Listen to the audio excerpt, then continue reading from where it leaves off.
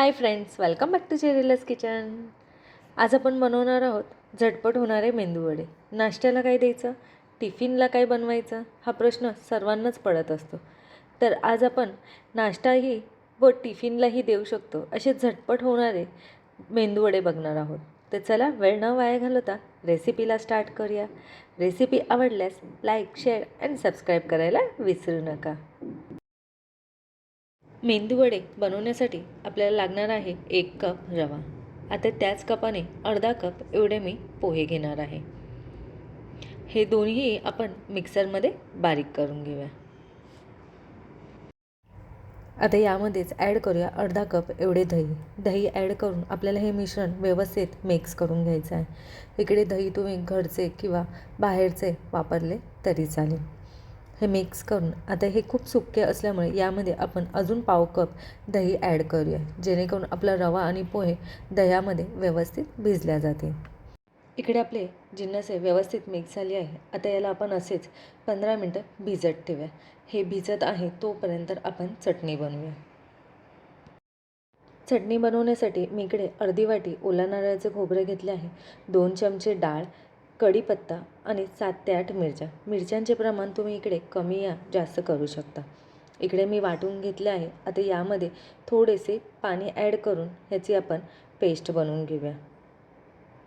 याप्रमाणे हे बारीक झाले आहे. आता आपण याची फोडणी देऊया. फोडणी देण्यासाठी इकडे मी 1 चमचा एवढे तेल वापरले आहे. तेल गरम झाले आहे. यामध्येच पाव चमचा एवढी मोहरी ॲड करूया. मोहरी ॲड करून आपल्याला व्यवस्थित ती तडतडून द्यायची आहे. मोहरी तडतडली की यामध्ये ॲड करूया 1 चमचा एवढं आपल्याला उडदाची डाळ लागणार आहे आणि 7 ते 8 कढीपत्ता. हेही आपण थोडेसे भाजून घेऊया.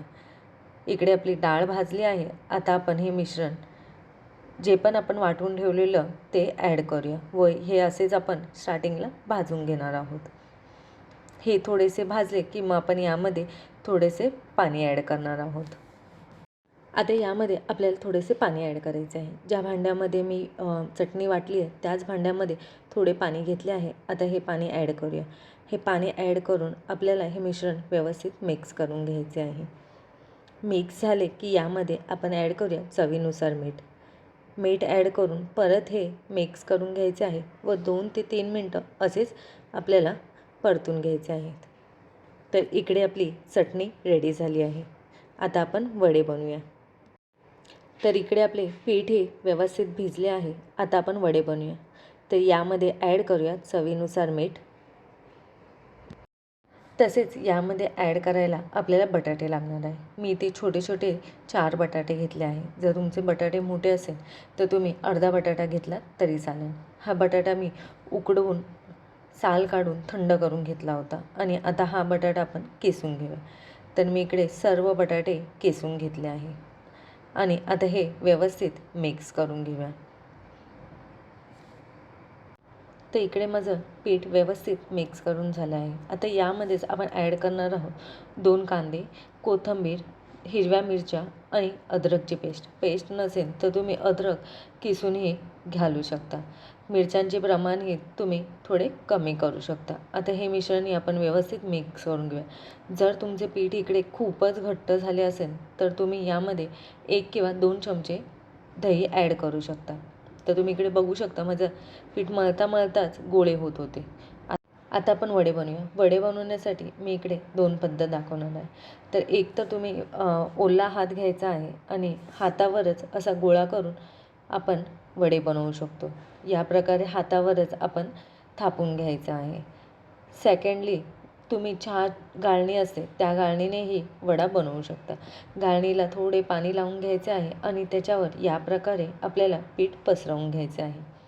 पाणी लावल्याने आपले पीठ एकदम चिपकत नाही किंवा हातालाही पाणी असल्यामुळे पीठ चिपकत नाही. त्यामुळे इकडे आपल्याला पाण्याचा वापर करायचा आहे. वडे आता आपण तळून घेऊया. तर तिकडे आपल्याला तेलही खूप जास्त गरम करायचे नाही आहे, मीडियम असेच तेल गरम करायचं आहे. तर तुम्ही इकडे बघू शकता किती इझिली वडा पडला होता. तसेच थर्ड पद्धत म्हणजे तुम्ही हातावरही थापून वडे बनवू शकता. म्हणजे आपल्या तळ हातावर वडा थापायचा आणि त्याला थोडंसं होल करून तुम्ही वडे थापू शकता.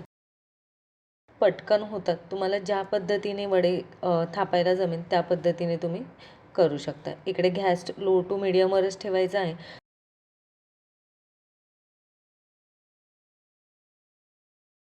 झाले की ते ऑटोमॅटिक वरती येतात. तर अशा प्रकारे थोडेसे ह्याला आपण वर खाली करून घेऊया. तर हे वडे आपण दोन्ही साईडने लालसर होईपर्यंत तळून घेऊया.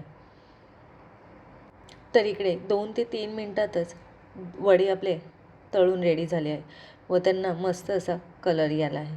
आता हे आपण काढून घेऊया. तर आपले मेंदू वडे रेडी झाले आहे. आता आपण सर्व करूया. हाय की नाही झटपट होणारी रेसिपी घरी नक्की ट्राय करा आणि मला कमेंट करून नक्की सांगा कसे झाले आहेत.